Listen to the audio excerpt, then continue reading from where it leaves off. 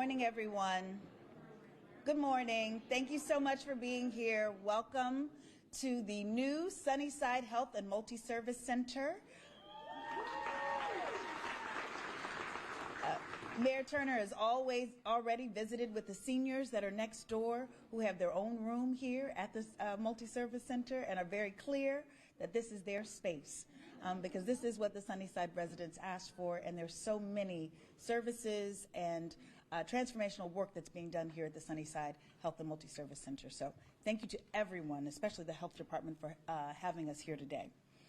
Let's begin with take now a moment to say thank you. I know some of you have already started the breakfast. That was the intention, but I do want us to start with a moment of thanks. So, for the city of Houston and its rich heritage, expansive culture, deep diversity, and deliberate inclusivity, we are thankful. For Mayor Turner and our equity champions and advocates on City Council and County Commissioners Court, in the state legislature and beyond, we are thankful and offer you our encouragement and support to continue your good and necessary work. For each person in this room and all who proudly live in this world as Houstonians, we are thankful for you. For the meal we are about to eat, and for those that made it possible, and for those with whom we are about to share this meal with, we are thankful. Amen. Now, today is a great day. I am Shannon Buggs. I am director of the Mayor's Office of Complete Communities, which is Mayor Sylvester Turner's equity initiative to push forward on all of the good things that make Houston great. And while everyone in this room may be aware of data on inequity in Houston, we are gathered today because this is the first time it has been cataloged. It is also important that this work was funded by the private sector. One of Houston's most prominent corporate citizens, Shell USA Incorporated, invested in this work. And that underscores the importance of this work in this region and the impact it has on our collective prosperity. We all have the responsibility of working to make Houston more equitable so we can achieve the United States' ultimate aspirational goal of true equality. And today is the start of a new era in our city in which we don't hide the work of equity, but instead lead with it, front and center. Angela Blackwell, founder of the equity think tank Policy Link, always says, equity is the super growth model. Today, you're going to have a super growth moment. That is what all of this is to help us all be encouraged to keep doing this incredible, forward-facing, innovative, transformative work. Thank you so much for being here with us today.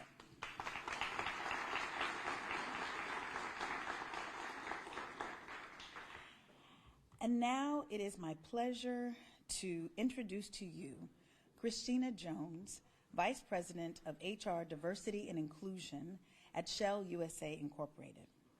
Christina has worked for Shell for 18 years as an HR professional with a variety of experiences, and she has served in HR roles in Texas, California, and abroad in Oman and the Netherlands. Her experience has been in support of multiple Shell businesses, including supply and distribution, lubricants, manufacturing, upstream, non-operated joint ventures, and a host of other things. We are fortunate to have her here because she has contributed to a vast array of roles within the HR space as well. She is one of those folks leading on diversity, equity, and inclusion. She earned her bachelor's degree in psychology and a master's in human resource management, both from Texas A&M University. And we thank you so much, Christina Jones, for being here with us today.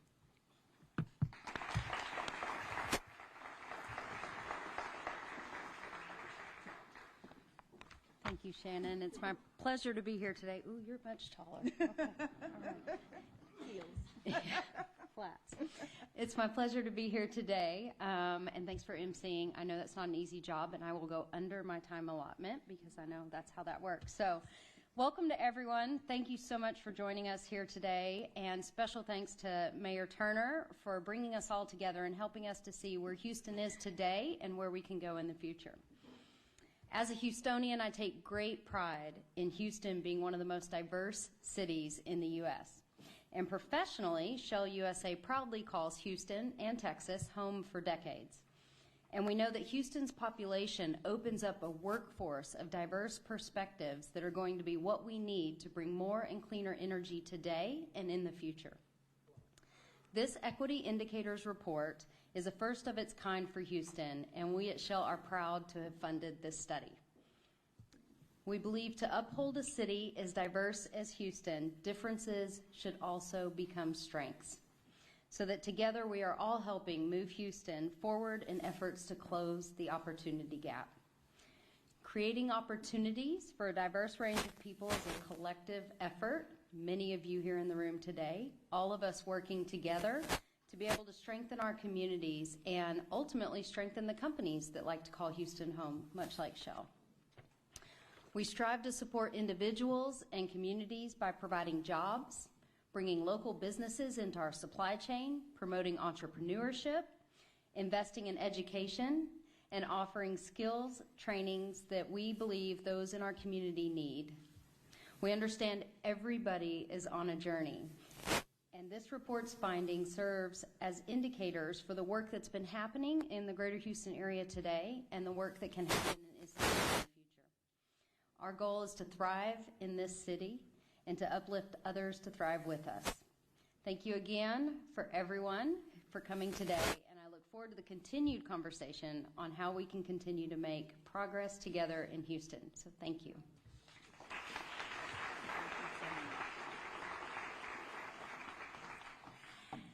And now it's my pleasure to bring to the podium a man who, of course, needs no introduction, Mayor Sylvester Turner.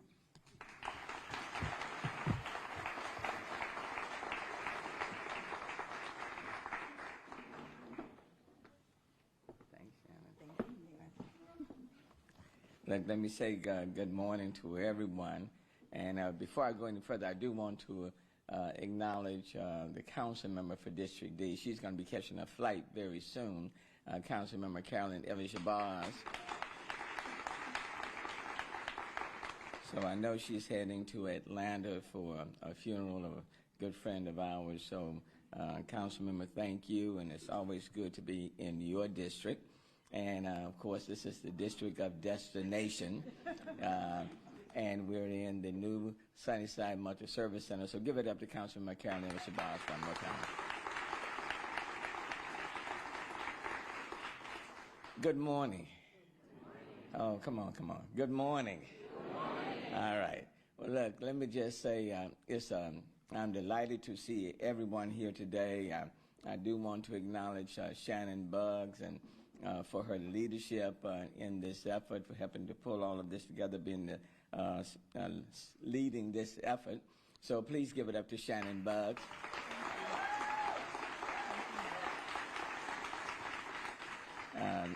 The Director of Complete Communities. Christina, thank you so very, very much. I do want to certainly start off by acknowledging Shell on multiple fronts. It's good to see Christina. Dr. Frazier, good to have you here as well, and appreciate your support. Even before I became mayor, but certainly during being mayor. We happen to be members of the same church, too, and the fraternity, so, hey, on multiple levels. But last week, for example, we celebrated Shell Freedom Over Texas, so Shell was very instrumental in that, and I believe the best that we've had in the last 8 years, so let me thank Shell.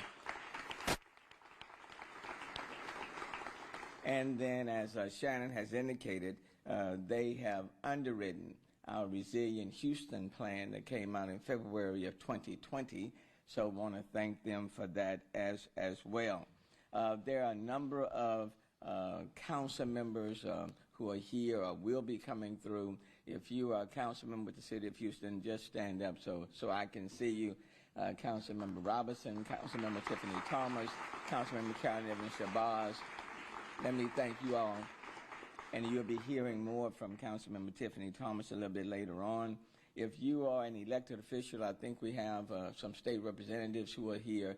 Please stand up so I can see you. State Representative Ronnie Reynolds is here. And Representative Reynolds is also chair of the Texas Legislative Black Caucus, so thank you so very, very much. If you are a department head, a director for the city of Houston, let me ask you to stand as well. All my directors stand and remain standing. Janice Weaver, we have Director Kenneth Allen, we have Director Bynum, Mark Wilford, Carol Haddock, Mary Benton, Walter Hambrick, and I'm going to have some senior moments, Jesse Bounds, Nicole Irvin, Margaret Wallace Brown, Priya Zachariah, Tasha Takasha Francis. I should know her. She was one of my students in law school. And we have Dr. Rhea Lawson. Did I miss any? Where's Ted Irvin? Ted Irvin with HTV. Thank you all for being here. Please give it up to all the directors. And I also wanted to acknowledge someone who I look up to and someone who's just an inspiration in of himself, Larry Payne. Where's Larry? Thank you, Larry, so very, very much. Look, there are so many others, quite frankly. Each and every one of you represents special guests here today, VIPs, so thank all of you for being present. Look, Houston is a very diverse city, and we often say we're the most diverse in the United States, which I think is true. Over 145 different languages that are spoken here. And we are diverse on so many levels. It's not just in terms of ethnicity or language or religion or sexual orientation. It's ideologies. It's, you name it. We are so highly diverse. And we are spread out over 660 square miles. So there's a lot within that. We are the largest, one of the largest cities geographically. So there's so much happening in our city. And we are the fourth largest city, and we continue to grow. But as we have grown, the Houston job market grew by 19% between 2008 and 2017, but our income inequality grew by 16% during the same time. And quite frankly, when you look at if you are native, how many are native Houstonians in this room? Oh, a whole lot of native Houstonians in this room. And then for those of you who are native Houstonians, you can certainly say to those who are not native Houstonians, this city has evolved quite a bit over the last 25 years, quite frankly over the last 10 years, and we are so much more diverse today than we have ever been. But if you're also a native Houstonian and you have driven around all of this city, you do also see communities and neighborhoods that have in many ways remained the same. And if they're not remained the same, in some cases, they have gotten somewhat worse. Or they, in many cases, gentrification is taking place. If you are a native Houstonian or you've been here 10 years or less, at the same time, you could go around our city. And you can also see in our city there are areas where there are food deserts, where there are not quality grocery stores. You'll have to drive outside of your communities, for example, to get to an H-E-B or to a Kroger's. And I don't say that based on what people have said to me. I grew up and still live in one of those neighborhoods. As the mayor of the city of Houston, as the mayor of the city, I have to drive outside of my neighborhood to get to an H-E-B. As the mayor of the city of Houston, when you start talking about financial institutions, I have to drive outside of my community, for example, to go to a major bank. Now, what I will see in my community and in neighborhoods that look like that, you will see what I call check cashing institutions, where in order to cash your check, you're going to have to pay quite a bit for it. And in certain neighborhoods, there are energy deserts, or, for example, the heat index is much higher in some of those neighborhoods than are in others. And quite frankly, Margaret Wallace Brown provided me with a map the other day where when you look at certain neighborhoods like Sunnyside, the one we are in, or on the northeast side, or in the northwest side, when you look at the heat map, it is concentrated in many of these communities that we have described as complete communities, or communities that have been underserved and under-resourced. And where you see certain development that's taking place that you would not find in other areas where there are deed restrictions or they're more affluent, you see this development that's occurring taking place in these communities. Now, that's not equity. That just furthers those disparities. Or even when it comes to health disparities. I can take you to a zip code, for example, out in the Northeast, where the life expectancy is 20 years less than the neighboring zip code. That's not equity. Those are health disparities. And there are economic disparities, there are housing disparities, those things exist. And though I would love to stand before you and say that we live in a colorblind society, that's just not the reality when you take a look even in the city of Houston. And so we are highly diverse, but equity still very much eludes us. And quite frankly, it is something that cannot just be addressed under one administration. It has to be addressed over multiple generations, because the disparities that have occurred did not occur in 1 year time or 10 years or 20 years. They have occurred over an extended period of time. And in order to address them, you have to talk about equity. You have to talk about it in real terms. And you have to peel the layers over it, because it's a conversation that everyone needs to have in every facet of our life, in every aspect, even including the media itself. I do not leave them out, because they are vital players in all of this. So that's why we're having this conversation. That's why I cannot thank Shell enough for underwriting these equity indicators, because we need to have this conversation. And so let me just say that we came up with this, put it into place, 10 complete communities, making progress, but we are a long way from where we need to be.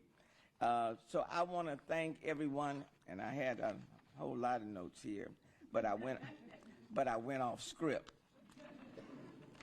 And when you go off script, that's not a good thing. I got it down. So equity sits at the heart of Resilient Houston, the umbrella plan that shelters and elevates the Climate Action Plan, Complete Communities, and other city equity initiatives.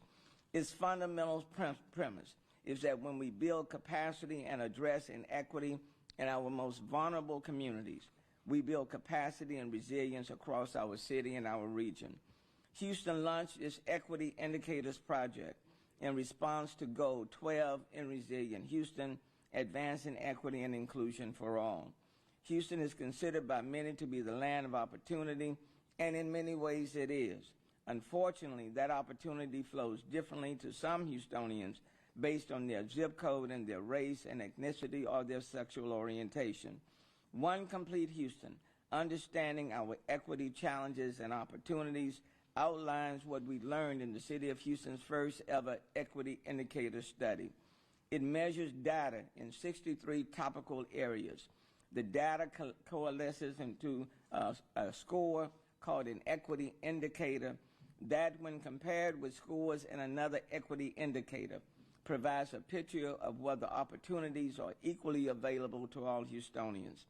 This report, funded by Shell USA Incorporated and developed by the City of Houston in collaboration with the Kinder Institute for Urban Research, uses methodology derived from the City University of New York's Institute for State and Local Governance. However, community input and feedback were important components of our Equity Indicators project.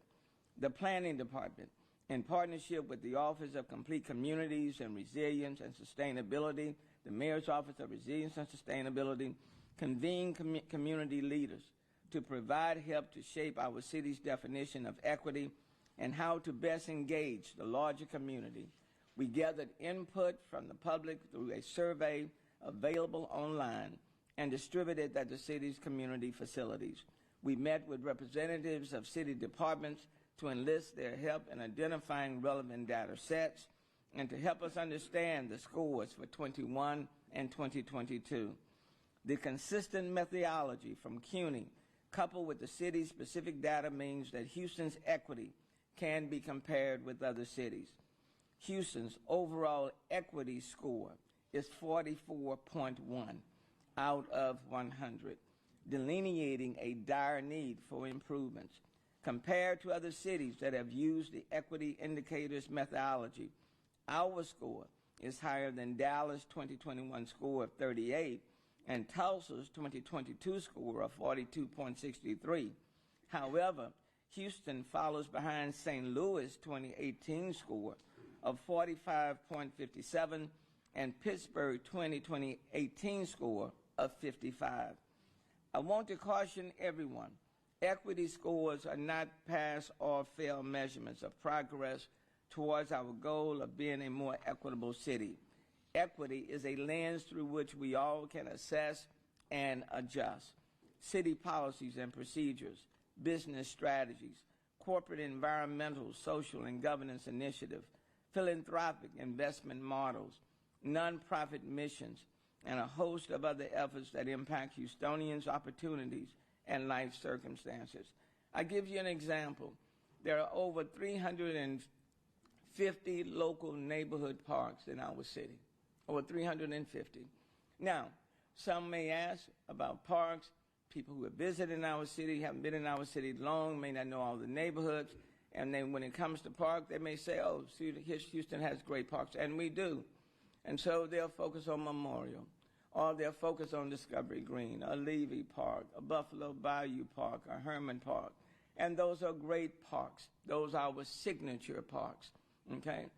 But those 350-plus local neighborhood parks that are embedded in Sunnyside, or Third Ward, or the near North Side, or Acres Home, those are parks that also need a little love as well. And those are parks that need to be significantly enhanced. And those are parks that directly can transform that street, that community, that neighborhood. And so when I came into office, you know, we wanted to put a laser focus on those local neighborhood parks. Now, city's limited in its resources. I came up with what I call an initiative called 50-50, which I was asking 50 corporations, businesses, for example, to adopt 50 of these local neighborhood parks, not to make incremental improvements, but to transform these parks for the better, so that when kids walk to those parks or bike at those parks or the families go to their park, they too feel as though somebody has seen them, heard them, and is helping to transform those communities. We were not able to do all 50. The plan now, we will do 22 of them. 11 of them will be done before I leave office by the end of this year.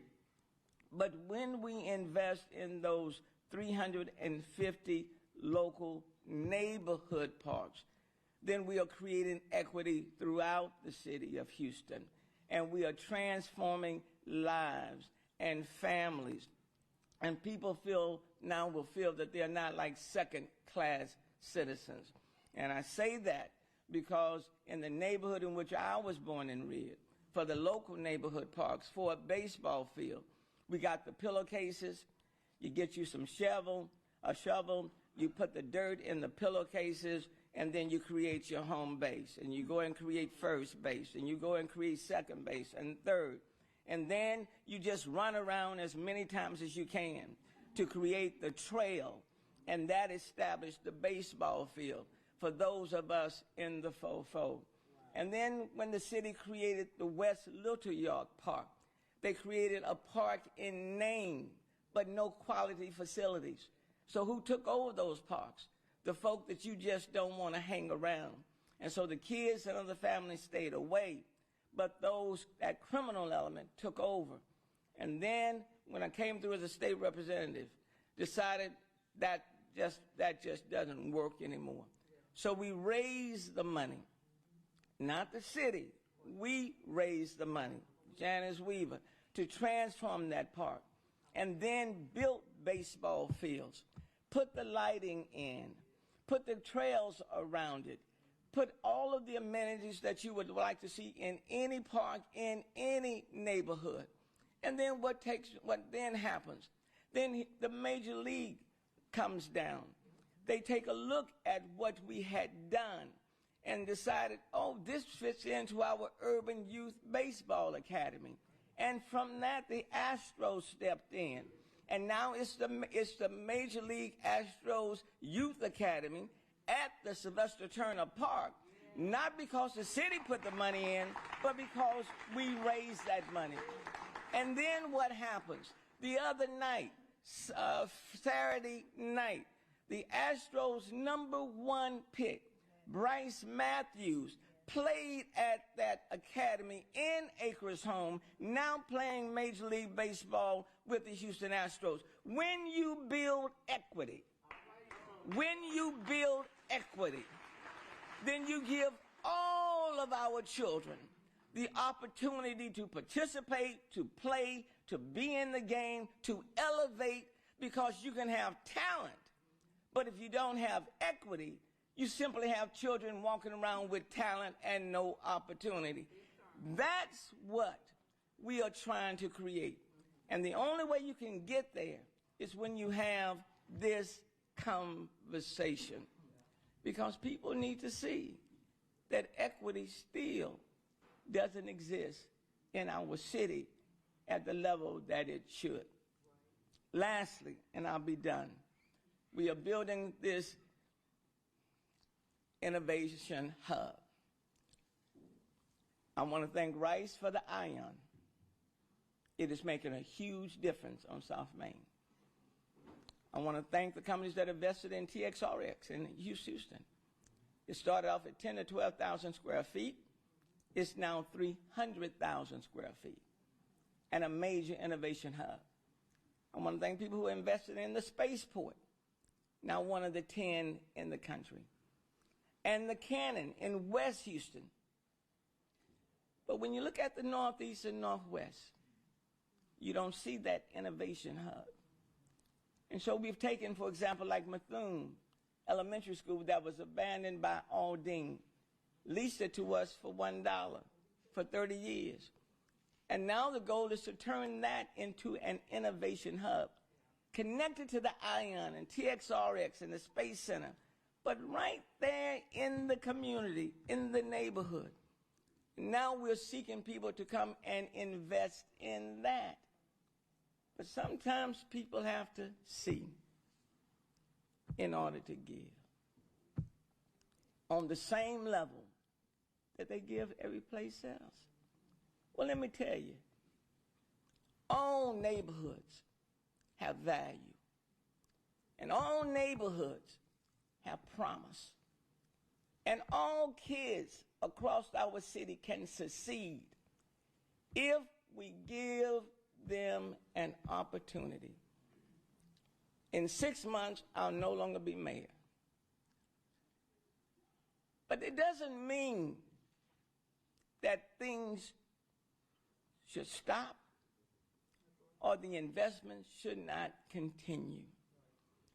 I am mayor today because there was a senior citizen who, after every church service, would find me and place a $5 bill in my hand and would say to me, "Little brother Turner, Sister Evelina Muldrew doesn't have much, but what I have, I'm going to share with you. So take what I give you, and I'm going to pray for you, and you run this race for Sister Evelina Muldrew." It's because of her belief and faith in me that I'm now the mayor. I come out of that neighborhood, but I'm the mayor today because somebody decided to invest in me. As mayor of the city of Houston, as I prepare to exit from the office, it is important for this city to invest in neighborhoods and people that have been overlooked far too long. And it's not about the media trying to pull people down who are trying to make a difference. And it's not about business and corporations going around them. And it's not about allowing development to take place in these communities where you wouldn't put it anyplace else. It's about lifting people up and giving them the opportunity to succeed, regardless of their sexual orientation, regardless of their language, regardless of their faith, regardless of where they look, regardless of their social economic status, giving them an opportunity to benefit. 44 on the equity indicator scale should not be representative of our city. It should not. And so, as we advance, it's important that we do everything we can to lift them up. I took way too long. I took too long. But let me just say this. I took the time because there are kids in our city that are depending on us. You want a safe city? You invest in these neighborhoods. You want to be able to sleep at night, not worry about somebody breaking in your home? Invest in these communities. If you want a better city, then it's important that we make sure that equity is across the board. And you cannot be colorblind when there are intentional deficiencies. Something doesn't add up at all. You don't want affirmative action? Then eliminate the deficiencies. But as long as you have the deficiencies, then you're going to have to do something to make the adjustments. You cannot have it both ways. It does not work. So again, I cannot thank Shell enough for the investments that you have made in this equity indicator study, because quite frankly, we all need to hear it and see it, whether we like what the score says or not. You may not like 44. And if you don't like it, then you need to improve it. Okay, thank you so very, very much.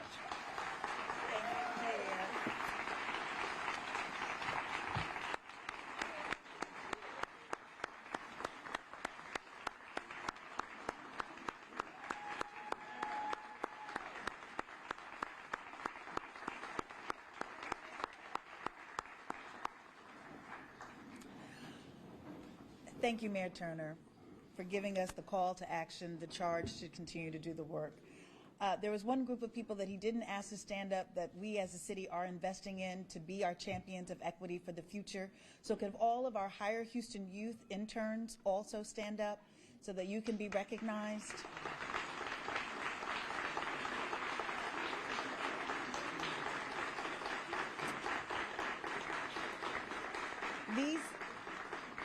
These students represent the best of Houston. Mayor Turner has challenged us over and over again in his administration to increase the number of students who have opportunities in this city for summer employment and to give them a baseline of work experience that helps them to achieve opportunities that were limited to him and to so many others.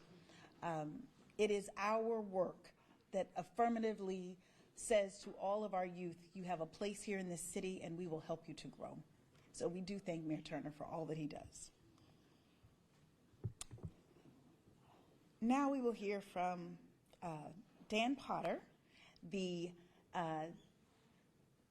Senior Director of Research at the Kinder Institute of Urban Research at Rice University.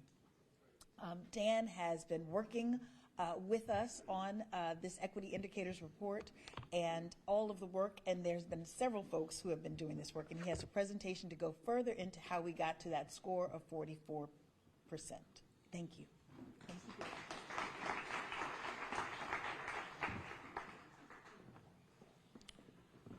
All right. Normally, I'm the one who is pretty fiery during my speeches, but I will not try to match that energy. Thank you so much, Mayor Turner, for that call to action. And thank you, Shannon, for this opportunity to share our results. And thank you all for being here this morning and showing with your feet that this is a topic that matters and that this is something that we as a city need to be paying attention to here. And so, as Mayor Turner said, our score, 44.1. There are a lot of numbers that go into the background of it, and I am going to talk through some of those numbers today. Don't necessarily get hung up on the numbers. Please keep hearing the call to action.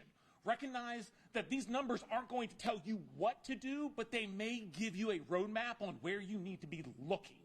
And so with that in mind, let's get into this report. So the report is composed of 7 broad themes. Those 7 broad themes contain 21 topics within them, and then within each of those topics, there are 3 indicators. And so if you pick up the report and you thumb through it, you will find yourself looking at 63 total indicators. These indicators are oftentimes comparing across our race and ethnic groups. Again, quite the diverse city that we have here. And so it is allowing for us to look and see who has and who has not, and how do we call attention to that. And that is what we use to come up with our indicator score at the end of the day. And so one thing for us to keep in mind with this is to recognize that we are not talking, when we are talking about a disparity, when we are talking about equity, when we are talking about equality, one of the things that we've got to be sure that we are centering in this conversation is the issue of quality. There is a very easy way to close equity gaps, is to make everything awful.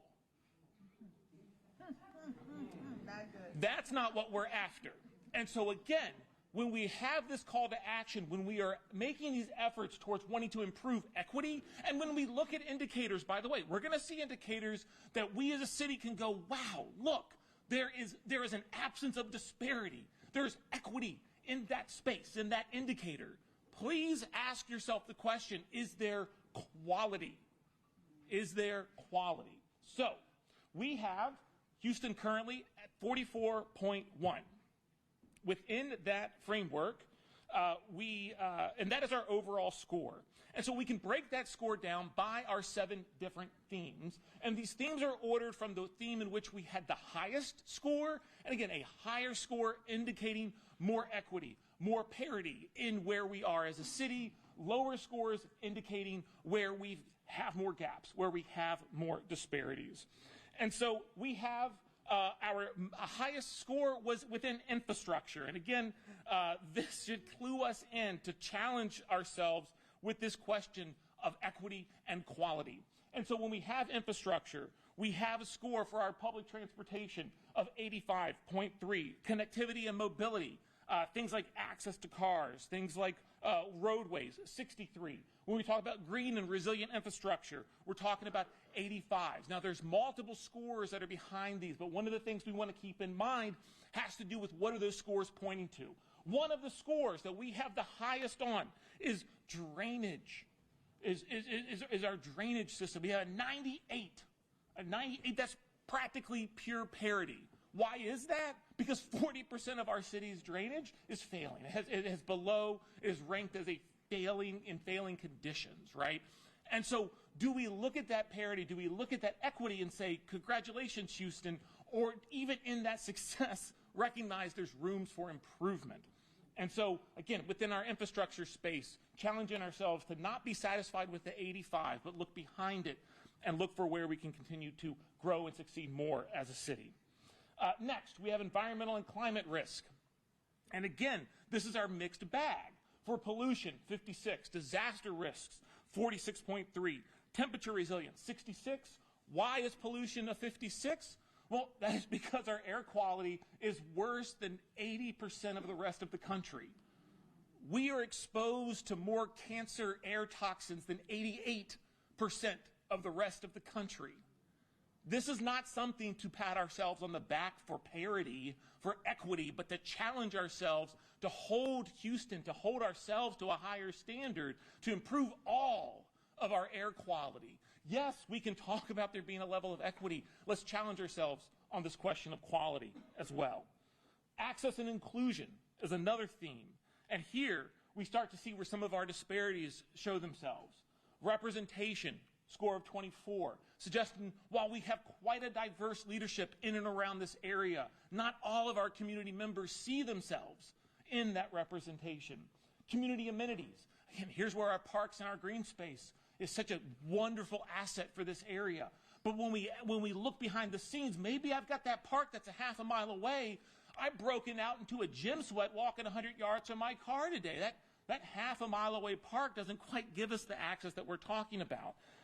In addition to that, it doesn't tell you about the quality of that park. Again, hearing this story this morning from Mayor Turner about the transformation of parks that can be brought upon, again, it's that challenge of how do you not just say, well, you've got a green space, isn't that enough? It's a quality green space. It's a space that's opening up opportunities to that neighborhood. Quality of life assets, 46.3.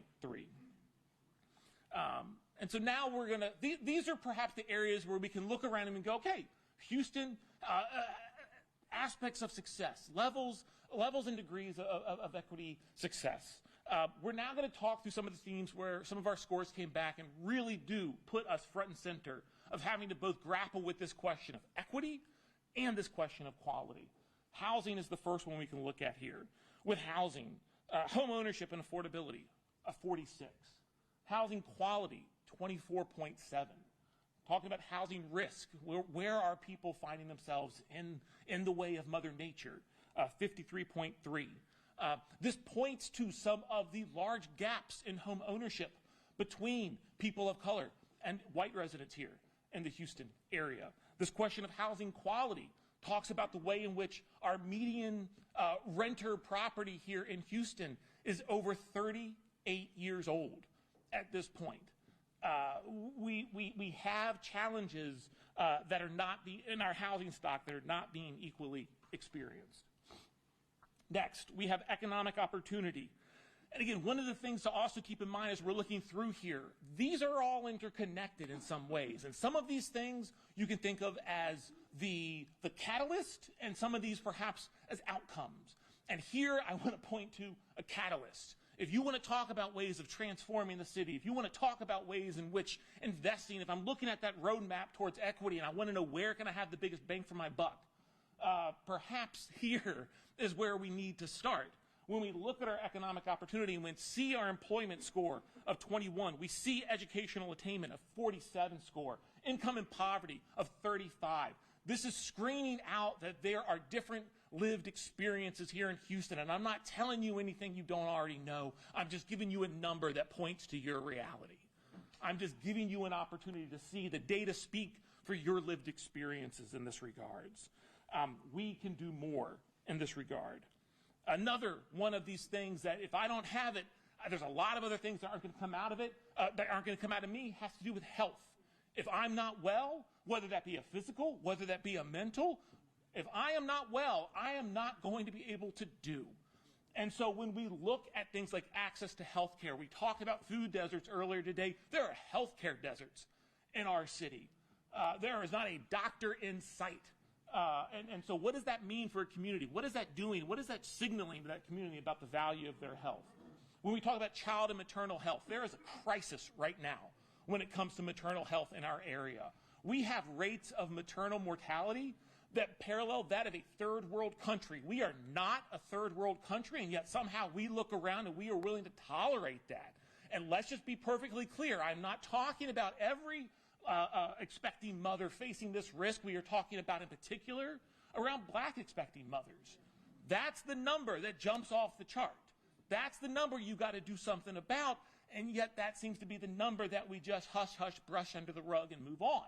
We have to challenge ourselves, recognize this inequity, do something about it. And then finally, we can look at public safety. Thank you. When we talk about public safety, once again, experiencing two different Houstons here.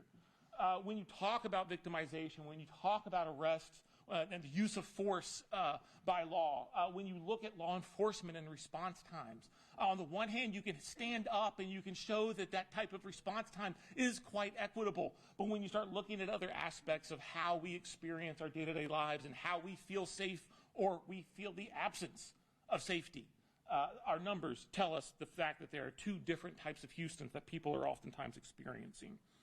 And so we can call out particular areas of concern to get us more attuned to what is it we are talking about. And so when we're talking about these areas of concern, we're talking about certain indicators that have a score of less than 20. And again, a score closer to 1 indicates quite a large extreme, almost the most inequality you could possibly think of. A score of 100 indicates parity. And so when we're talking about a score of less than 20, we're talking about a score where you see quite a lot of inequality. And we see that inequality when it comes to EPA penalties. We see that inequality when we have the comment made earlier about those the banking deserts, unbanked, underbanked, check cashing facilities, the various different payday loans, title loan companies. If these are your financial institutions, you do not have financial institutions. And yet that's what so many of our neighborhoods are forced to rely on because of where our banks are putting the brick and mortars. When you talk about diversity within our law enforcement, whether that be the fire department and first responders or HPD, you have diversity in ways that when you stand it up against other cities is actually quite impressive, but those other cities aren't Houston. Those other cities don't have the beautiful diversity that we have here. And that diversity is not reflected in our law enforcement. Low-value housing stock. These are homes that are valued at less than $100,000. These are concentrated in your East Houston, in your Northeast Houston, spaces in which, arguably, you still have affordability, but what is the quality of the homes that are affordable anymore? Business ownership. This is one of the lowest scores we see in the entire thing. Why is it that small businesses seem to be open only to certain residents and not others? That probably has something to do with your access to capital. How do we begin connecting some of these dots to both elevate and address certain shared challenges of our Houston area? Maternal health, I've already given you my rant on that one, so I will move past it, but just calling it out once more is something we have to pay attention to and notice. Mental health, and just recognizing health in general, needing to make sure that we are taking care of things. Adult felonies, juvenile misdemeanors, traffic stops, each of these things on this list, while on the one hand, we might have a moment to go, well, what am I supposed to do about that? But that's the challenge. What is it that we as Houston can do? And whether that's a we private citizen we, whether that's a we philanthropic we, or whether that is a we public we. This is a challenge. This is a roadmap. This is an opportunity for us to look and see what are the things that we can begin addressing that are going to help elevate our city so that I'm not having to sit here and try to convince you that we're almost St. Louis because we're way better than St. Louis. Sorry for any native St. Louisians. But we don't need to stand ourselves up against other cities to feel good about ourselves. We can stand ourselves up against ourselves and figure out what is acceptable to us. What is it we want our city to be? And so, again, our challenge is, as we are having this conversation about equity, recognizing that there is an element of equality that has to go in that. But whether you are talking about equity, whether you are talking about equality, you cannot lose sight of the quality component to it.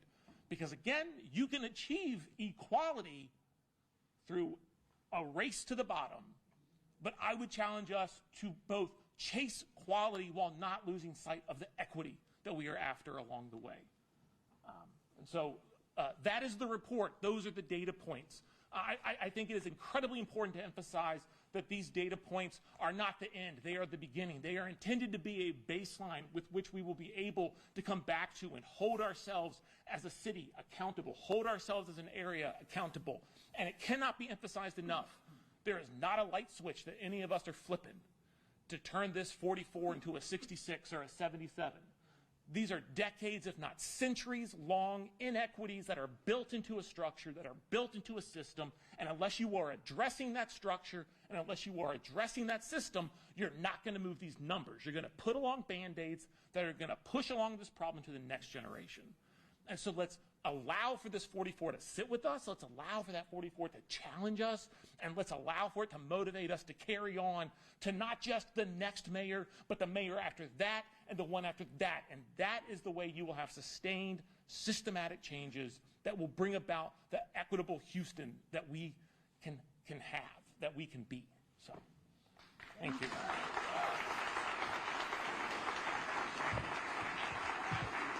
Thank you, Dan. Thank you. Well, we can see that the legacy of Dr. Stephen Kleinberg at Kinder Institute is going to be well protected, and there'll be an enthusiastic and energetic continuation of the work. Could you bring that slide back up, though, that showed the areas of concerns, please? I do want you all to note that everything that's on this list, the Turner administration has been addressing. Everything that's on this list. The EPA penalties, we have One Clean Houston that's happening right now. Residents without bank accounts, that is also being addressed by the Houston Financial Empowerment Center program. The diversity in HFD and HPD, we've had more cadet classes in this administration than any other administration, and we make sure we recruit a diversity of candidates for that. The low value stock housing.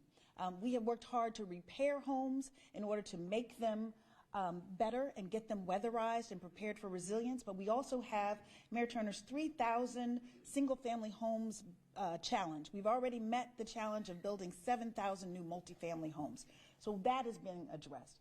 Our Office of Business Opportunity has spent over $2 billion, I believe it is at this point, with minority-owned businesses. We've been addressing the health concerns, and in our COVID-19 response, the mayor set up the Health Equity Response Task Force to specifically address COVID-19 within communities that are socially vulnerable. The maternal mortality is work that the health department has been working on for a very long time. Traffic fatalities, we have Vision Zero that is actually happening to reduce the amount of traffic fatalities. Margaret? Eliminate. Thank you, Margaret Wallace Brown. Traffic fatalities by what year, Margaret? 2030. So we're getting this work done. And then we also have One Safe Houston that is addressing everything on that list of public safety concerns. It is not that equity is a new thing to us. We've been doing this work. And I have to have right now Margaret Wallace Brown and Priya Zachariah stand up, because they are our partners in doing this work alongside us in the Mayor's Office of Complete Communities. And then there is also Takasha Francis, the Department of Neighborhoods, if she'll also stand up, and she has also been doing this work. Because these are the offices, the Planning and Development Department with the lead planners that work on our Complete Communities initiative, the Mayor's Office of Resilience and Sustainability, and the Department of Neighborhoods. These are frontline offices for where residents go when they have a problem, and they are the ones that help us identify those areas of concern and come up with solutions to solve them. So I just had to take that moment to tell you that this is not new. We're getting the work done. Okay, we can go to the next slide. Thank you.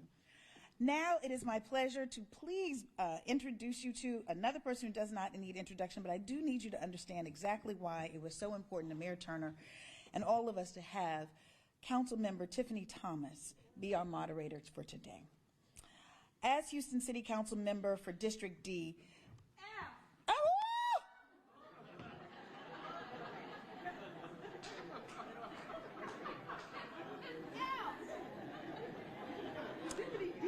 I know, and the D for Deshelle, and I so apologize that and you know, it's so good that Councilmember Evans Shabazz has gone on to her airplane so that she did not get that. We're going to eliminate that from the tape. But anyway, District F, she has helped revitalize neighborhoods and partnered with corporations and nonprofits to solve community issues and has inspired future generations of civic leaders to get involved. Councilmember Thomas is a product of the local school system and a lifelong public servant representing Houston's most diverse part of town. She, like Mayor Turner, lives in a complete community, grew up in a complete community, as well as I did. Fort Bend, Houston for me, Alief for her. After serving a term as Alief ISD trustee, position 7, she was elected to Houston City Council in 2019 as the first Black woman and person under 40 to serve in this role. She proudly serves Alief, Westchase, Tanglewild, Briar Meadow, Westmount, and the historic Piney Point communities. As chair of Housing and Community Affairs for the city, Councilmember Thomas oversees priorities related to housing, veteran affairs, homelessness, and solid waste. She remains focused on improving the lives of Houstonians by making a lasting impact on the quality of life for all of its residents. Councilmember Thomas, if you'll please join us, as well as our directors from the Mayor's Office of Cultural Affairs, Nicole Irvin, Houston Public Works Director, Carol Haddock, and Parks and Recreation Director, Kenneth Allen. And while they get themselves seated, Councilmember Thomas, I did want to acknowledge that our major champion of this work alongside Mayor Turner has been and continues to be Chief of Staff Marmalette Hunter. Thank you so much for being here, Chief of Staff. Good morning, everyone. So it's hard to come behind Mayor Turner and then also our Ann Potter. That was very tough, but I'm going to see if I can hold my weight this morning. Before I get started, and thank you so much for reading my bio, I just want to share with all of you in this room that I don't just come to this work as a council member, but I come to this work as a scholar and a practitioner, as an assistant professor of community development at Prairie View A&M University. Prairie View is the only historically black college with the academic community development program and the only institution in Texas with this program, noted as one of the oldest in the nation. So I come to this work and this conversation with this beyond passion but expertise. And I want to share with you what the data and what the research shows. And this is a personal point of privilege to acknowledge the work of Mayor Turner. So what the data shows, particularly for you as black mayors, that black mayors in our country lead with a community development lens. They center communities in their investments, with their finances, resources, and putting the people that are impacted the most at the heart of that work. And it is evident in Mayor Turner's administration. I believe that once generations from now, decades from now, case studies will be done on what you led, what you envisioned, what you've implemented, and people will speak to the benefits of what they've benefited from because of decisions that you've made. A couple of decisions that have been made most recently, and I know Director Bynum left, the Director of the Housing and Community Development Department, but particularly to housing, and I know we're going to speak to some other areas. But at the 7,200 units that were mentioned, but also most recently at the city's budget, allocating an additional $20 million to local drainage projects to address communities that have historically been divested from. When a hurricane comes, they are most impacted, and that was so significant. And we may not see the benefits of that today, but in the next 10 years, people will say that a hurricane came through my neighborhood, and I was able to keep my home. I was able to maintain my property because of the drainage, the infrastructure that's happening. I'm sure Director Haddock will speak to that. So I just want to acknowledge you and just give him applause for that work. It is not easy to lead with an equity lens. It's not popular, and oftentimes in the dominant culture, language can be adopted, but the principles are removed. And so equity can become a talking point, and it's something that becomes hip and trendy, but we forget the work that it's required to do and move forward. So I want to go ahead and let's get started. That was my little monologue for you, so we're going to go ahead and get ready to the work. So I have the pleasure of working with some of the best directors in the city, and I'm not biased, and I think this is something that is very accurate. Many people within the mayor's administration and throughout the halls of City Hall, whatever building they're in, they're working tirelessly to make sure that people like you and me and my father and people all across the city have access to what is due to them. To what they ultimately deserve at the base level. So I'm really honored to moderate this conversation. I want to introduce Carol Haddock. She's the director of Houston Public Works, the largest American public works associated accredited agency in the nation. She leads nearly 4,200 employees in transforming the culture and operations of the department, which has an annual operating budget of $2.7 billion and an annual capital budget of over $1 billion. Go ahead and acknowledge her. Y'all better clap, because when your drains need work, you got to get to her, so y'all better give her all of the applause, okay? Next, I want to introduce Director Nicole Irvin. Last year, she was appointed by the mayor to lead his Office of Cultural Affairs, where she serves as the Chief Cultural Policy Advisor to the mayor. She's responsible for implementing the city's arts and cultural plan and advocating for Houston's creative community. Let's go ahead and acknowledge her. She does a phenomenal job. Last and definitely not least, Director Kenneth Allen. He was appointed as Director of the Houston Parks and Recreation Department in 2021 by Mayor Turner, and he comes with 36 years of professional experience in the park and recreation field, having worked in the Parks Department for over 28 years. With the last 11, I don't have my notes, but with the last 11, he was doing a good job, okay? Go ahead. I'm sure. So I want to go ahead and get started, and I teach introduction community development at Prairie View, so I'm going to open this panel discussion with the one question I offer to all of my students. How much does it cost to invest in a neighborhood before that neighborhood reaches its tipping point and starts to generate wealth and equity on its own? How much? That's not a question you're going to answer today, because my students never get it. They never get to answer that. But that's something I want you to ponder when they're talking about their areas. How much is the commitment we must make to our infrastructure, right? We can't talk about housing before we make sure that the drains are available and that they're all working together. We can't talk about an economy without making sure our artists, our creative community has a space in that, and the things that we boast about in our city are sustained. We can't talk about investing in neighborhoods without talking about quality of life and how important our parks to us. So our parks are to our city. So I want to open with that question, and then to you to ponder on how much does it take before a neighborhood starts to regenerate on its own. And then I want to open up with some questions. And Director Haddock, I want to start with you. You know, it is known that Houston we've had 7 federally declared disasters. And so Mayor Turner, not only has he been turning the ship on equity, but he's also been making sure that we can stay in place and that we can replace the units of housing that was lost, that we can make sure that simple drainage projects happen, capital improvement projects. So with you, when you hear the word equity, can you speak directly to some of the directions you've taken as director in Houston Public Works in terms of strategies and some of the results that have come from that? So good, this is on. So good morning, everybody. Thank you for allowing me the privilege of being sitting on this stage and chatting with you this morning. It is a journey. I will tell you that every day in this job is I learn something new.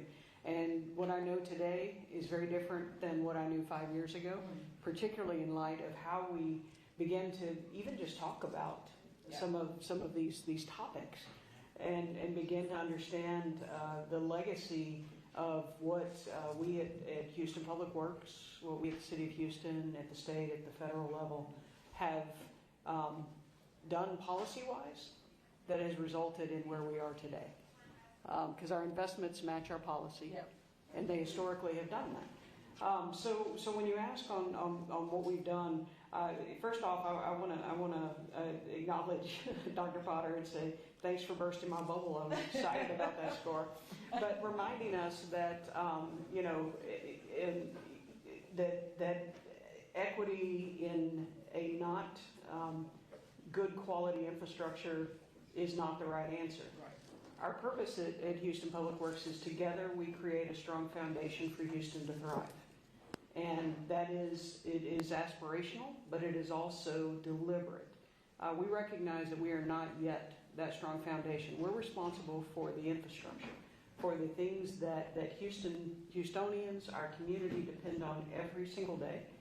Our water, our wastewater, our streets, our storm drainage, and the permitting of those structures that we live, work, and play in and around, making sure that they're safe for their purposes.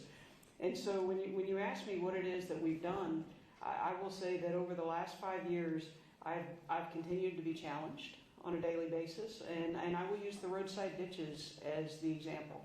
It was not too long ago, and unfortunately I will say it was not too long ago, it wasn't 5 years ago, that I was in the mayor's office and I made the comment, I feel like you're holding me accountable for things that are on the ground from before I was in this position, from before I was in this career, from before I was on this earth. And the response I got was, I am. And that took me back a little bit. I was like, what? And the reason I say that is the roadside ditches is a perfect example of that. The roadside ditches in and of themselves are not bad. They're not inferior infrastructure by themselves. In fact, many areas of town we embrace and love, and they filter stormwater. They do many good things for the community. But where roadside ditches aren't good is when they prevent us from having adequate sidewalks and transportation infrastructure, and when they prevent us because they're too deep and they put a burden on the community for maintaining those ditches that is not, you know, I mow out to the edge of, well, actually I don't, I used to. I mow out to the edge of my curb, but it's a flat area. And so those roadside ditches actually do create inequities in how we put burdens on the community. And so when we had this conversation, and Mayor Turner recently pushed back on us and said, why shouldn't we do these things? And I'll be honest with you, our department was like, well, we should, but we haven't had the funding. And so the question becomes, how do we get creative? How do we find these different things? And in this case, he came to us and said, I'm willing to take some of the general fund surplus, right, and you need to match it. Yeah. And so we took some of our funding and agreed to match that to do a catch-up. And then to transfer that relationship with the community such that we are taking back on some of those responsibilities that had, through cut budgets and through, you know, we pulled those off the table. And that was not the right answer. And so we are one step at a time tackling each of those issues and taking them forward. But I will tell you, if we hadn't been challenged with that question, I'm not sure my department would have on its own stood up and done that. And so my challenge is, how do we look at every single thing we're responsible for and not need a Mayor Turner to ask me the question? How do we look at each one of those things and say, how do we find these where we have inequitable outcomes because of our long-term practices and policies, and how do we right that ship and not need, I love Mayor Turner, but not need him sitting there, right, to challenge us to do the right thing. And that's good. And I want to stay there, but I want to pivot to Director Allen. But I think there's an important point that Director Haddock mentioned. She said that she's still learning. There's some things that when she got in this position, because she's trained in this role, but as the city grows, our learning changes. And for many of us in this room, we do this work, we're close to it, we have proximity, or this is our introduction to this work. And I think we always have to keep in front of us our own instinct, right? Well, that we shouldn't have to be instructed to do this work. We should have instinct for this work. When we see something, we should say something. We should offer up an alternative to what we're already seeing. So I think you raise a good point, and it's a reminder for all of us. To that point, Director Allen, how can collaborations and partnerships, and Mayor Turner alluded to that, right? It wasn't that the city invested in that park. It's that he had the instinct to know that if we invest in this park on the north side, if we put in the resources on this north side, it will yield forevermore, and it has. So what collaborations and partnerships have you envisioned and you are envisioning, because you have a limited budget as well? So you have to make brick without straw at times. But yet there's such a high demand on the resource that you manage. Can you talk about how the Parks Department is leading in that area? Certainly. Thank you guys. Thank everybody for being here. It's such an important topic. When you think about parks and equity, you know, parks are special places that people can go to in times of leisure, in times of relaxation, in times of peace. It's a neutral ground. And so equity is one of the key things that we've been focusing on in multiple areas. In terms of collaboration, just the directors in this room internally, when you think about public works, access to parks, in terms of our, you know, entry, sidewalks, curbs, we've worked on multiple projects internally. You talk about Director Nicole Irvin and art. You know, do we have art displayed across the city, especially in neighborhoods that need it most? So kids can envision, you know, that whole process about art and culture. And many other directors in this room we partnered with just to get things done in under-resourced and underserved communities.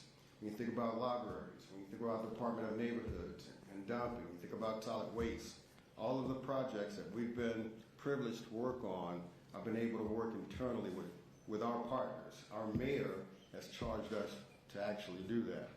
And then when you think about external partners, I call external partners all the nonprofits, all the conservancies, all the parks boards, all the entities that support our profession. You have the National Recreation and Parks Association.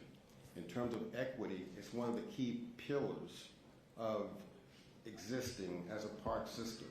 So just not thinking about internally, but externally, we're able to do some amazing things that impact parks across the city. The mayor mentioned over 350 parks. I'm going to give you an exact number, 383, over 640 miles of acreage.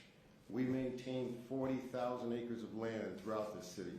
No way we can do what we're currently doing without partnerships. One of the major things that we've hit, we have actually completed 21 parks in the 10 complete communities over time.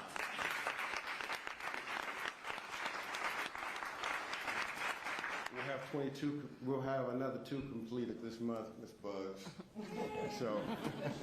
But it's just the collaborations, internal and external, which extends our service and our opportunities in delivering equity across the city. Sure. And a really good point, and I also want to highlight the A-Leaf Neighborhood Center. For y'all who may not know, it's a phenomenal center. Director Lawson, where is she? Oh, she did, but I want to acknowledge your colleagues as well, Director Ray Lawson with the Houston Public Library, Director Stephen Williams with the Houston Health Department. All of them had the instinct to invest in neighborhood and dedicated dollars from their accounts to invest in a phenomenal footprint on the west side of town. So if you haven't been there, definitely get there. To your point about the external relationships, 383 parks is significant.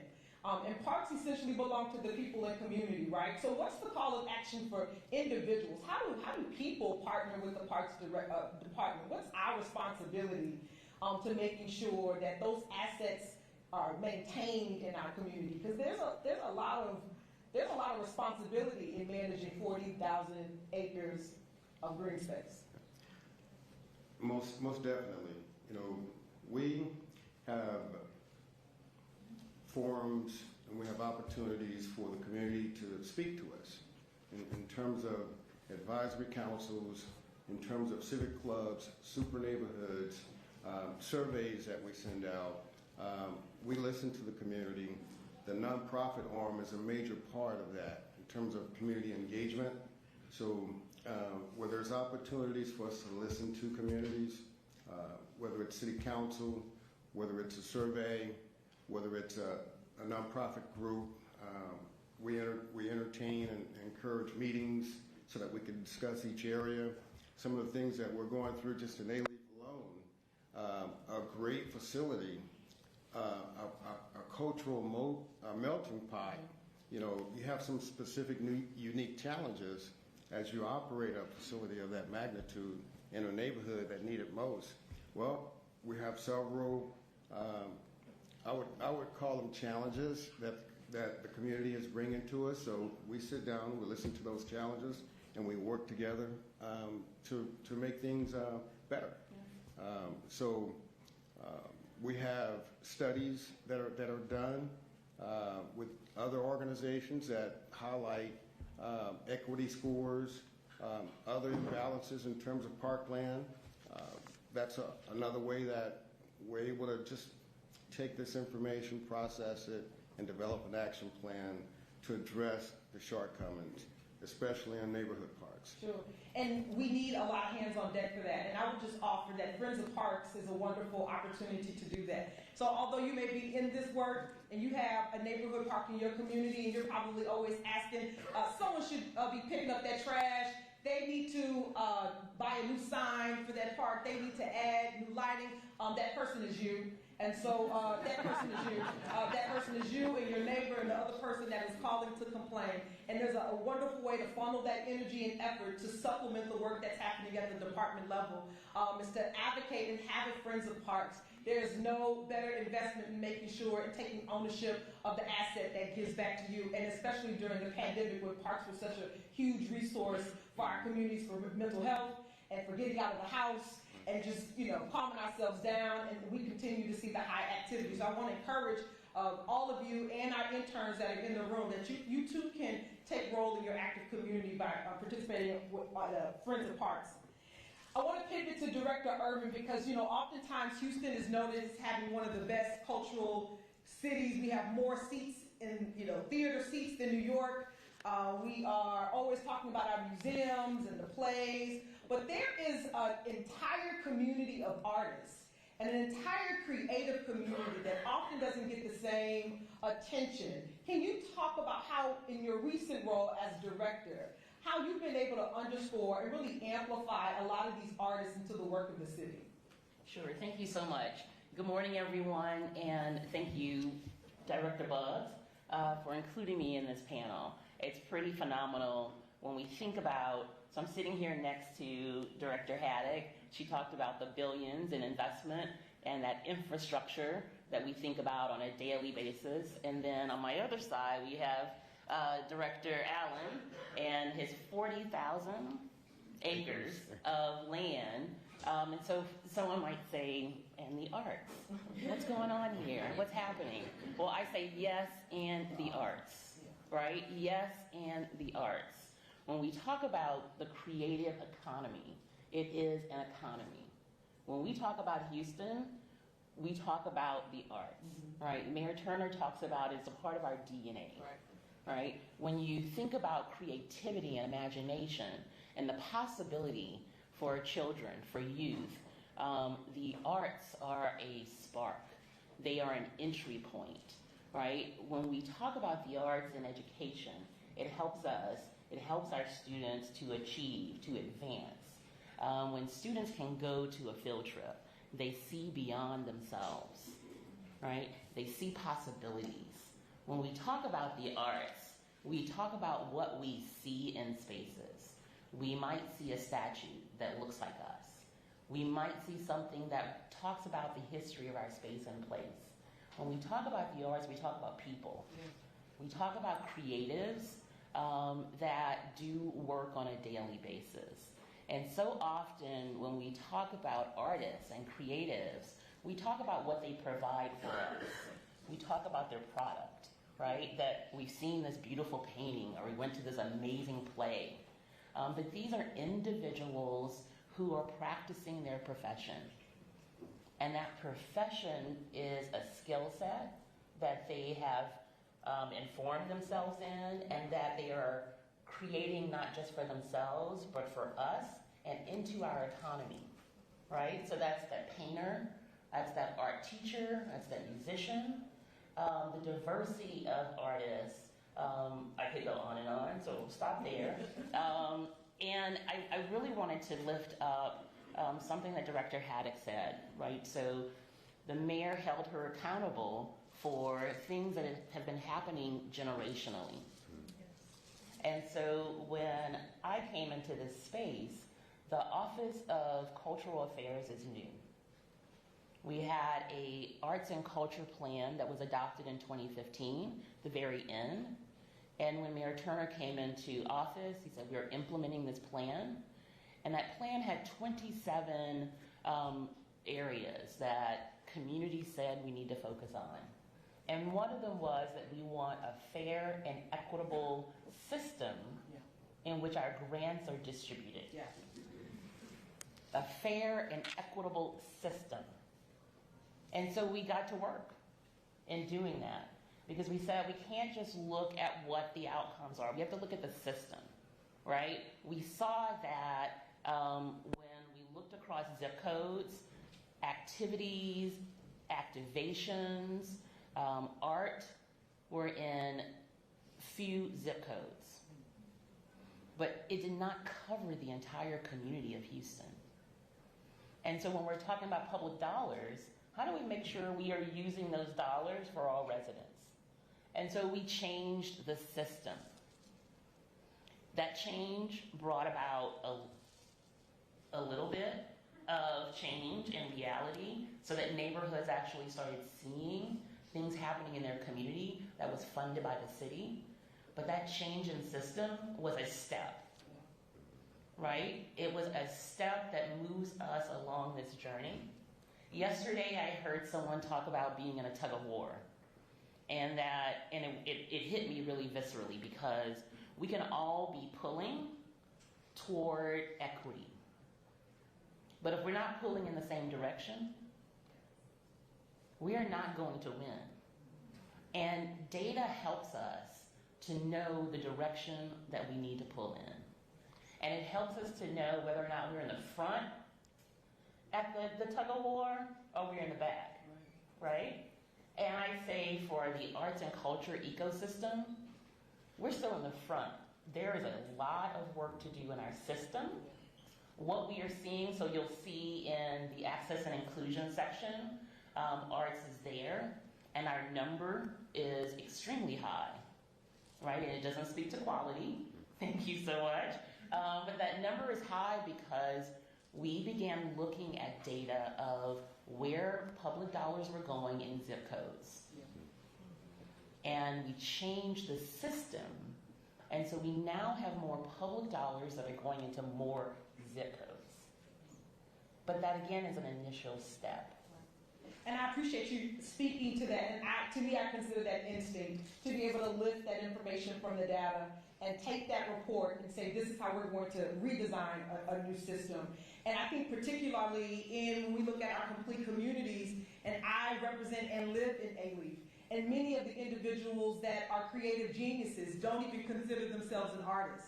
So when we put out those calls and those RFPs for them to apply, they don't even see themselves being a part of our creative economy. And I think there's more work that we have to do with individuals seeing themselves in that vision, seeing themselves as a partner in our creative economy. And what a great example, again, I'll point to the Alief Community Center, and you can also point to the hallway where you see images of people that have walked this community, spent time in the center. They have stories, they have connection, there's heritage here.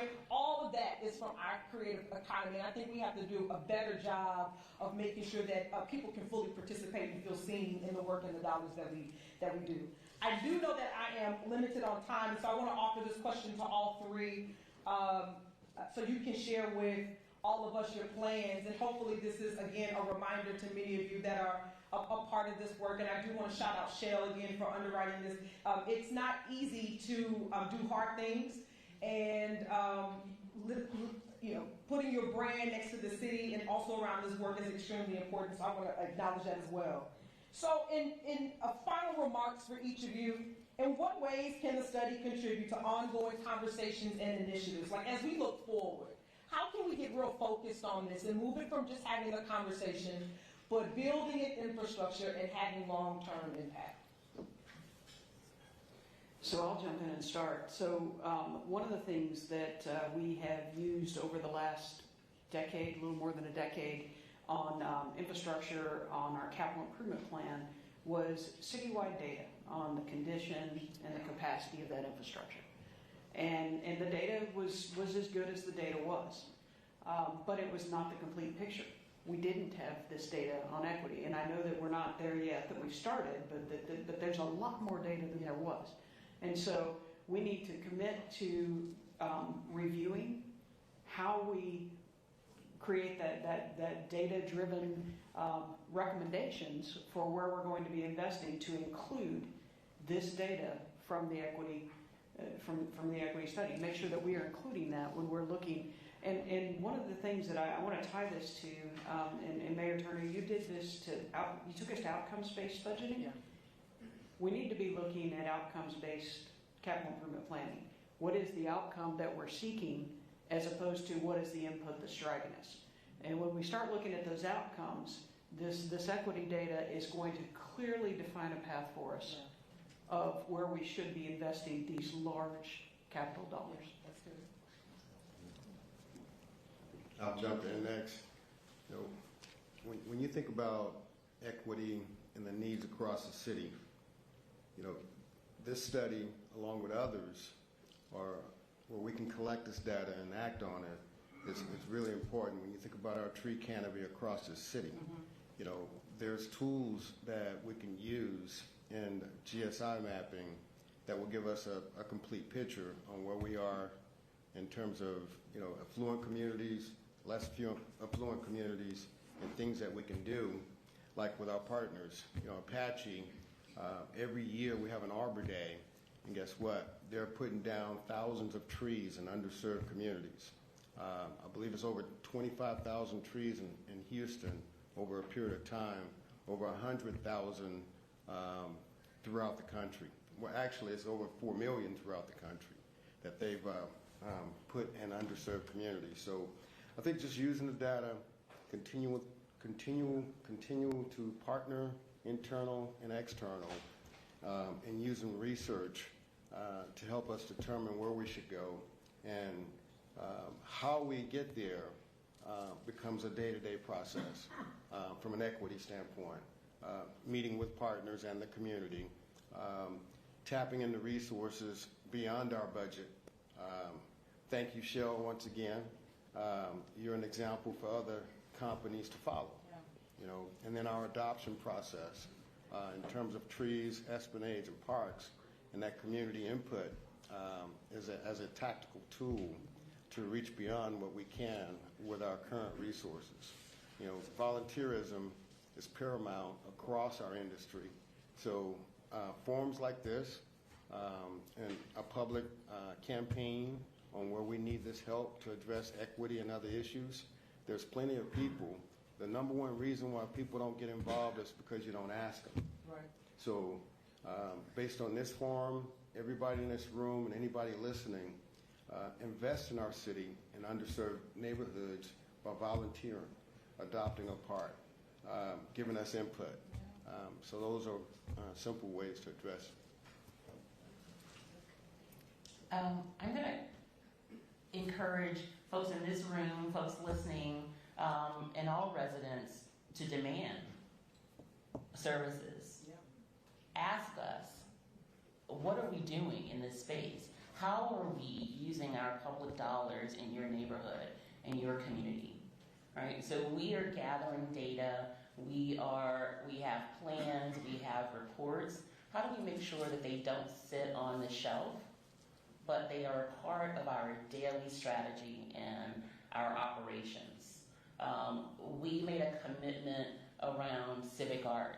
So the art that you see in public spaces. We looked at what was in the city's collection. The city of Houston owns over 800 works of art. You see it in our airports, you see it at the convention center, in our libraries, and our parks, all over the city. We said we want to look and see who's in our collection. What artists are there? What mediums are there? And what stories are being told? And we said we're going to commit to looking at this on an annual basis, so as we make changes in our process, we want folks to hold us accountable so that the collection begins to look more like Houston. I'm sorry. Go ahead. I'm sorry.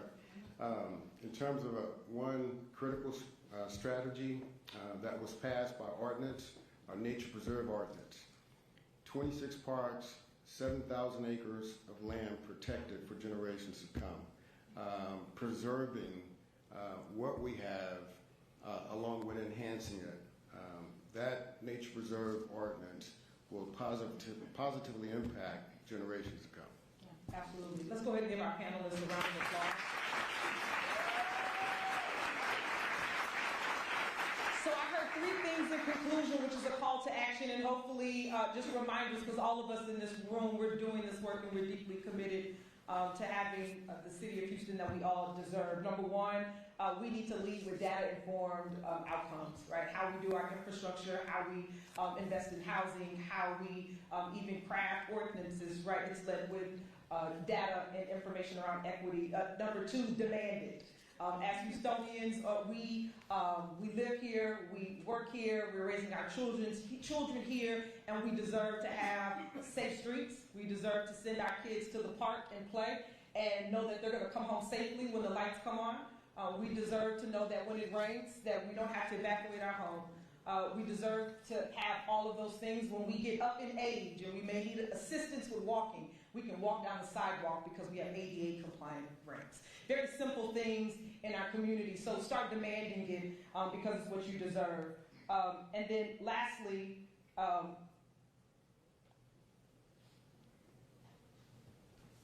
think you said everything, right? Did I say everything? Okay, and so the other piece with that is that this work is not done. This is just the beginning. The conversation and the data that was shared with us today proves to us that no matter if you are elected, an appointed public official, the mayor of the city, a corporate sponsor, we all have work and a responsibility in this. So hopefully this is the beginning of a series of not just conversations but actions. And again, in the next 10, 20 years, we'll be able to point to the genesis of this work and how our city has transformed. Thank you all for allowing me to moderate, and I'll bring back up our hostess with the mostest, Director Shannon Buggs.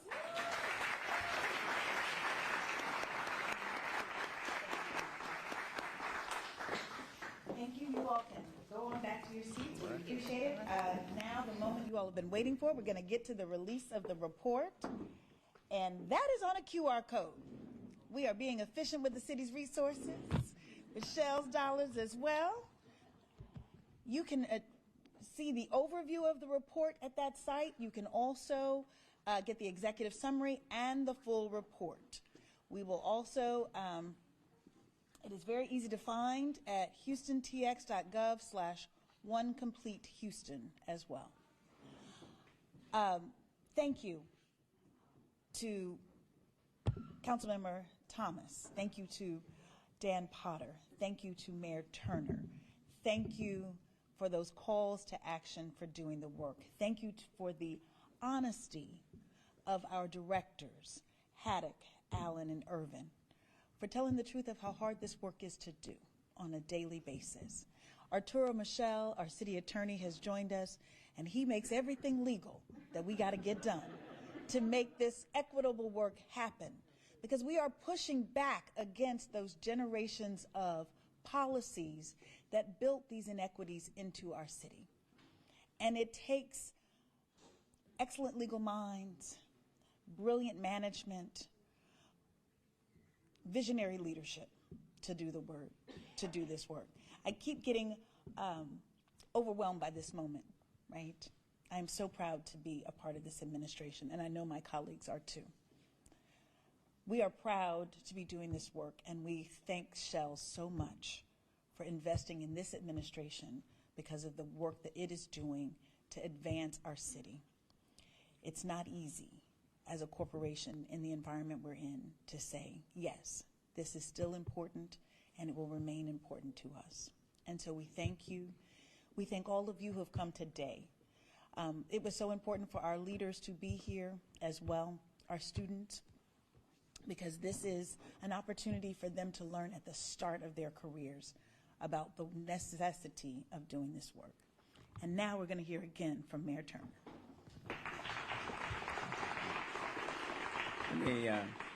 Again, as we prepare to close, I want to thank Shannon Buggs for her leadership and Complete Communities. Yes, very, very important work, and so thank you, Shannon, to her team. I want to again personally thank all of the directors who have participated, those who are here, those who are not here. But the work doesn't get done without the directors. So I want you to know how much I appreciate the work that you all do. To the community leaders who are here, Sandra Hines, the mayor of Sunnyside. Please give it up to Sandra Hines. Let me personally thank you and all of the people who live in Sunnyside and in all of these complete communities, quite frankly, the city as a whole, because we can't do anything without them. To all of our partners, I do want to really emphasize the importance of our partners. Without the collaboration, a lot of this work simply would not get done at the level in which it has taken place, and that needs to continue to take place. So, again, a heartfelt thanks. We didn't mention Shell with respect to our back to school initiative. But Shell has been a strong, critical partner for our back to school, 25,000 kids in our city that are serviced by our back to school program. So I certainly want to highlight that. Nairobi, who was with Bloomberg, who is now a consultant and has been instrumental with our My Brother's Keepers program. So I want to thank him. And then the Higher Houston Youth Program, which is a part of our equity matrix. When we started some 8 years ago, 450 people participated in our Higher Houston program. Now, this summer, as we currently speak, that program has grown from 450 to 20,000 Higher Houston youth paid summer jobs.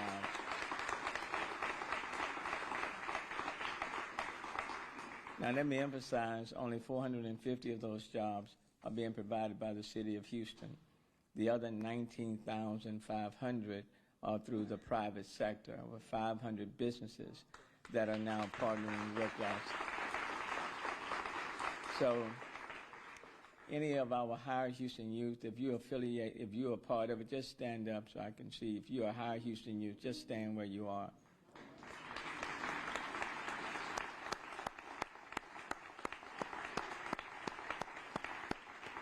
Keep standing, because I want you to look around and see the diversity of those who are participating in our Higher Houston Youth Program. They are a reflection. They're a reflection of the city of Houston. These are our best and brightest. These students represent not only our future, but they are our today. And so I do want you to take a look at those persons that we are investing in. These are our kids. They are our kids, and they live in our city, and they're participating in this program that are benefiting us today, and you are looking at future leaders in so many different areas. So I personally want to thank them, appreciate their support, and again, equity is not just on a piece of paper, but it lives in the hearts and minds of all of these students. So thank you all so very much. Thank you. And then lastly, I want to thank my Chief of Staff, Marvelette Hunter. She's been a driving force. Marvelette, you stand up. I want to thank Marvelette Hunter, been a driving force in all of this. All right. Now, I'm in my last 6 months, so I can stay as long as I want to stay. I don't rush nothing these days. Because, Larry, at this point, for 7+ years, you rush, you finish one thing, and then you go to the next. One storm, you get ready for the next. So you go. Well, I'm at the point in my life where you just kind of need to pause and take it all in and appreciate the moments. So I want to thank you. Frazier, again, thank you, so very, very much. Appreciate you, all of our banker friends and corporate friends, you name it, media friends, Style Magazine, Francis Page, all of you, thank you so very, very much. Now, having said that, have I left out anything? Oh, you're trying to get me off this stage. That's what you're trying to rush me out of here.